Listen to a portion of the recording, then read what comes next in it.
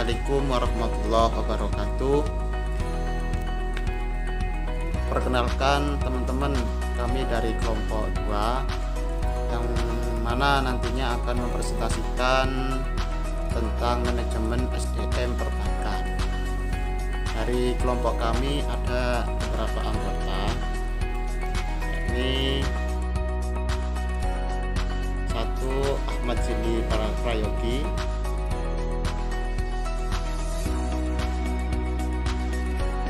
yang kedua Hudan Abdul Wasi, yang ketiga Muhammad Afan Hidayat Kusuma,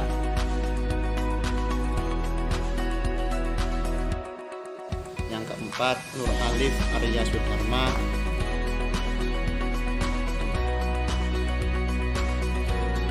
yang kelima yakni Yudhistira. Untuk membahas lebih dalam lagi, untuk membahas lebih komprehensif lagi, mungkin selanjutnya akan dipresentasikan oleh teman-teman. Monggo teman-teman. Pengertian manajemen sumber daya manusia perbankan. Salah satu pengelolaan paling penting dalam dunia perbankan di samping pemasaran bank adalah pengelolaan terhadap sumber daya manusia atau SDM. Hal ini disebabkan sumber daya manusia merupakan tulang punggung dalam menjalankan roda kegiatan operasional suatu bank. Sumber daya manusia yang dimiliki oleh bank haruslah memiliki kemampuan dalam menjalankan setiap transaksi perbankan. Mengingat faktor pelayanan yang diberikan oleh para karyawan ini sangat menentukan sukses atau tidaknya bank ke depan. Kemampuan yang telah dimiliki harus telah diasah secara terus-menerus, baik melalui pengalaman kerja maupun pelatihan dan pengembangan karyawan. Manajemen sumber daya manusia perbankan adalah kegiatan pengelolaan sumber daya manusia yang ada di bank melalui kegiatan perencanaan analisis jabatan, perencanaan tenaga kerja, rekrutmen dan seleksi, pelatihan dan pengembangan perencanaan karir, penelitian presentasi kerja sampai dengan pemberian kompensasi yang transparan.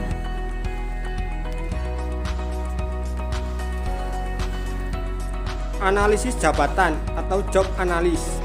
Secara umum, pengertian job analysis merupakan suatu analisis pekerjaan dengan cara mengumpulkan dan mengevaluasi kebutuhan tentang informasi suatu pekerjaan. Dalam melakukan analisis kebutuhan suatu pekerjaan, perlu direncanakan secara matang, jangan sampai dalam suatu jenis pekerjaan terjadi tumpang tindih dengan pekerjaan lainnya.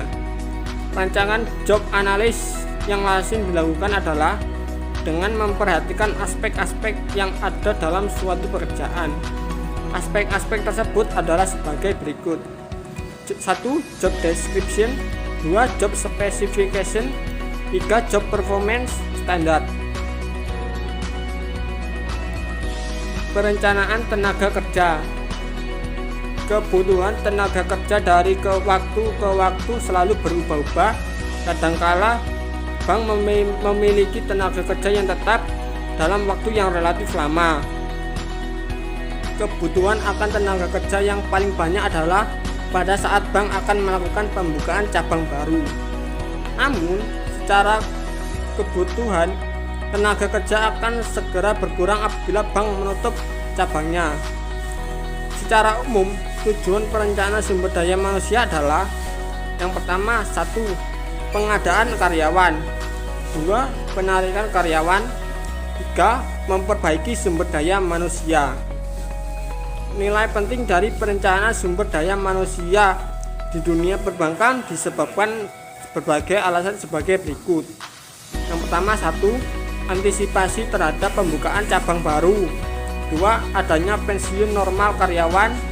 3. Permintaan berhenti sendiri. 4. Diberhentikan oleh bank.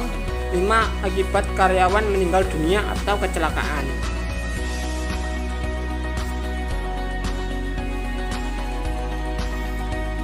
Rekrutmen dan seleksi.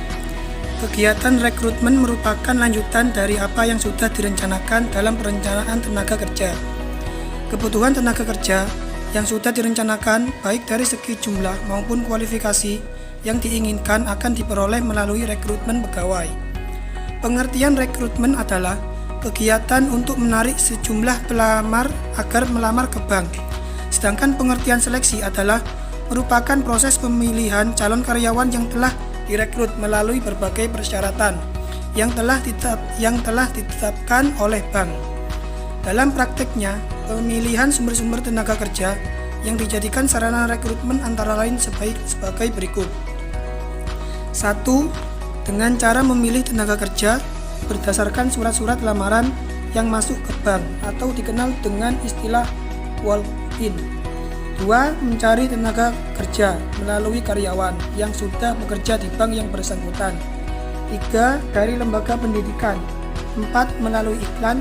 5. Bursa tenaga kerja. 6. Asosiasi profesional. Pelatihan dan pengembangan. Pelatihan bertujuan untuk memberikan keterampilan kepada calon karyawan sebelum bekerja. Pelatihan juga ditujukan untuk membiasakan calon karyawan dalam bekerja. Oleh karena itu, dalam pelatihan calon pegawai dilatih cara-cara melaksanakan pekerjaan serta memahami visi dan misi bank. Diharapkan dalam pelatihan para calon karyawan dapat menambah kemampuan dan keterampilannya.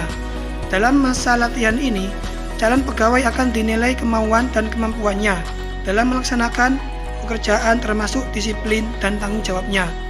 Dari hasil penilaian pelatihan barulah diputuskan apakah dapat diangkat sebagai karyawan tetap atau tidak. Teknik dalam pelatihan dan pengembangan karyawan ada 2 macam, yaitu yang pertama metode praktis atau on the job training. Yang kedua teknik presentasi dan metode simulasi.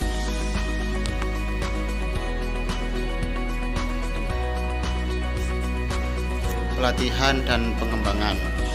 Di samping pelatihan, karyawan bank juga harus melakukan pengembangan terhadap seluruh karyawannya.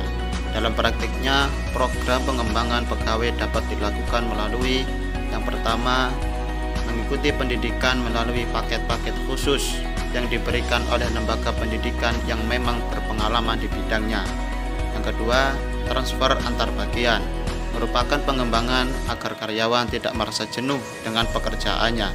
Yang nomor 3, promosi suatu jabatan dengan cara memindahkan karyawan ke posisi yang lebih tinggi. Perencanaan karir. Perencanaan karir harus dilakukan mulai dari jenjang karir yang paling rendah sampai yang paling tinggi. Pengertian karir adalah jalan kehidupan pekerjaan seorang karyawan selama hidupnya bekerja. Artinya, karir kerja seseorang dimulai pada saat karyawan masuk bekerja sampai keluar dari pekerjaan tersebut. Salah satu yang paling menentukan karir adalah kemampuan karyawan dalam bekerja dan memenuhi persyaratan yang dipersyaratkan sebelumnya. Agar karir seseorang dapat berjalan mulus, maka perlu direncanakan karir melalui perencanaan karir yang matang. Beberapa keuntungan dari perencanaan karir sebagai berikut. Di sini ada 4 poin ya. Poin yang pertama yakni mengurangi tingkat turnover karyawan. Yang kedua, meningkatkan potensi karyawan dalam bekerja. Yang ketiga, pengembangan karyawan untuk promosi lebih mudah. Yang keempat, memberikan kepuasan kerja pada karyawan. Kemudian agar karir yang ini masuk dalam perencanaan karir ya. Kemudian agar karir yang sudah direncanakan dapat ditingkatkan, maka dilakukan pengembangan karir dengan cara berikut. Di sini ada 4 poin yang bisa dilihat bersama. Poin pertama yakni meningkatkan prestasi kerja. Yang kedua, meningkatkan kesetiaan dan loyalitas karyawan terhadap perusahaan. Yang ketiga, memiliki mentor dan sponsor. Yang terakhir, menggunakan permohonan permintaan berhenti. Mungkin itu saja yang dapat kami sampaikan dari kelompok 2. Sekian, terima kasih. Apabila ada kesalahan, mohon maaf yang sebesar-besarnya. Mungkin itu saja akhirul kata. Wallahul muwaffiq ila aqwamit thoriq. Wassalamualaikum warahmatullahi wabarakatuh.